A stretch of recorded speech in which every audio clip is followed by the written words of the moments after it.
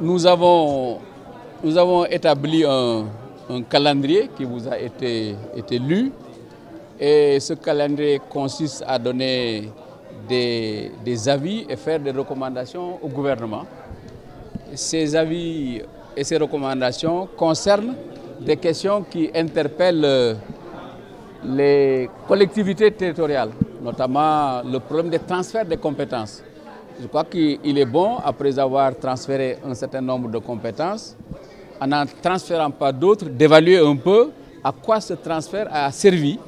Nous allons, nous pencher dessus, et nous à un double titre, parce que nous sommes des maires, pour un certain nombre, et d'autres des experts de la décentralisation. Nous pouvons donc avoir un point de vue sérieux sur ces questions-là que nous allons soumettre au gouvernement.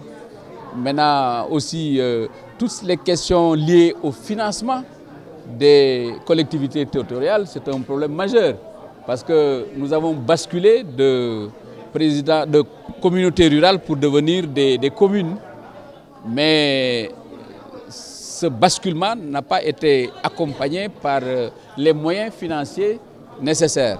Là aussi, il faut qu'on trouve des systèmes innovants de financement.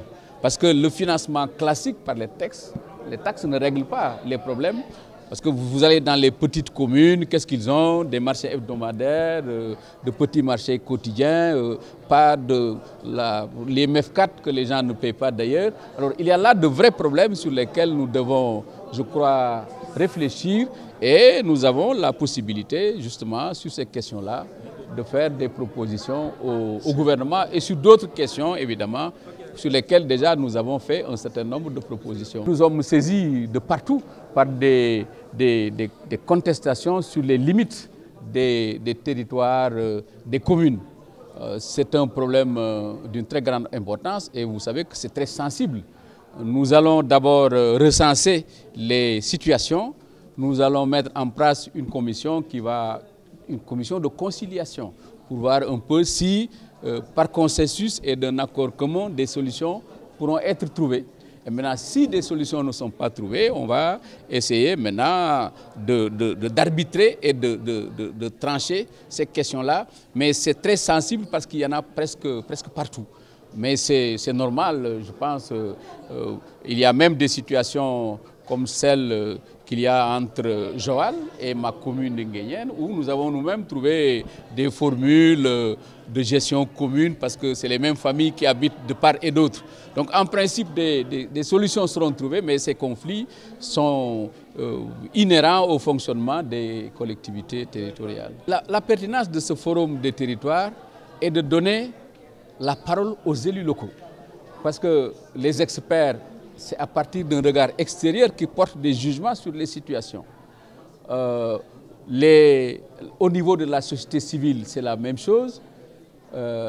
Au niveau des universitaires, c'est un peu la même chose. Mais là, il s'agira de donner la parole aux maires eux-mêmes, qui vivent les situations et qui poseront les questions auxquelles ils veulent, ces maires, qu'on trouve une réponse.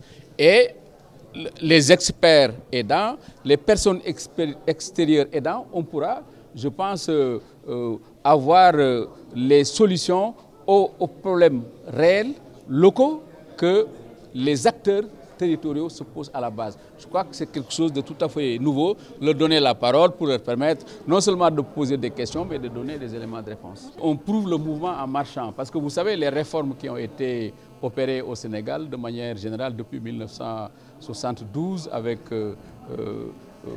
les communautés rurales, le président Senghor, on avait commencé par la région de Thiès. L'expérimentation a souvent duré pour quelques années. Mais cette fois-ci, pour l'acte 3, on a immédiatement fait une communalisation intégrale. On a supprimé les régions, les départements ont une personnalité. Alors, à partir de ce moment-là, il ne pouvait pas manquer que des problèmes se posent, des problèmes d'adaptation aux réalités locales. Et là, ce qu'on a dit simplement, c'est que on prouve le mouvement en marchant. Tous les obstacles, tous les problèmes auxquels nous sommes confrontés, notamment les problèmes de financement, évidemment. Vous prenez une communauté rurale qui est composée de 50 villages, vous en faites une commune.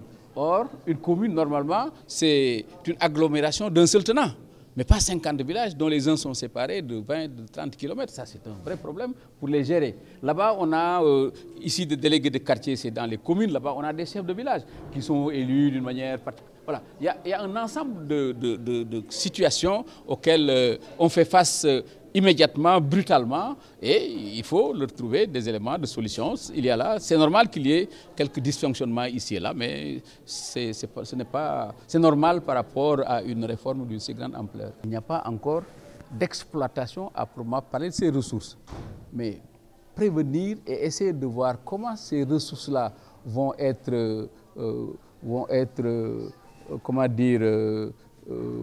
réparties de manière équitable.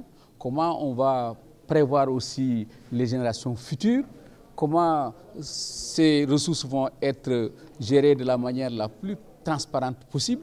Mais je crois que c'est une excellente chose que l'opposition, le pouvoir, la société civile, les jeunes, que toutes les composantes de la société en discutent pour construire un consensus. Je crois qu'il y a des questions sur lesquelles tout pays a besoin de consensus. Tout ce qui touche à l'image du pays, tout ce qui touche à la sécurité du pays, à la défense du pays, à l'exploitation des ressources du pays. Je crois que sur ces questions-là, il faut que tout le monde, qu'on dialogue, qu'on discute et qu'on trouve des éléments de solution. Chacun peut venir expliquer, dire son point de vue. Je pense que c'est quelque chose d'important et n'oubliez pas que ces ressources se trouvent quelque part dans un territoire, dans un terroir, dans une collectivité territoriale.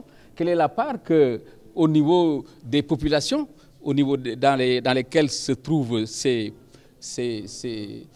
ressources, quelle part elle doit avoir, tout en sachant que d'abord c'est un bien national, mais enfin localisé quelque part dans un pays. Alors tout ça mérite réflexion et peut-être que justement ce que j'étais en train d'appeler les financements innovants, on peut imaginer qu'un tel pourcentage des bénéfices récoltés au niveau de ces ressources puisse être distribué de telle ou telle manière pour en faire profiter les autres collectivités locales qui n'ont pas ces ressources et qui sont plus pauvres. Donc il y a là un champ de réflexion sur lequel nous devons tous échanger et discuter.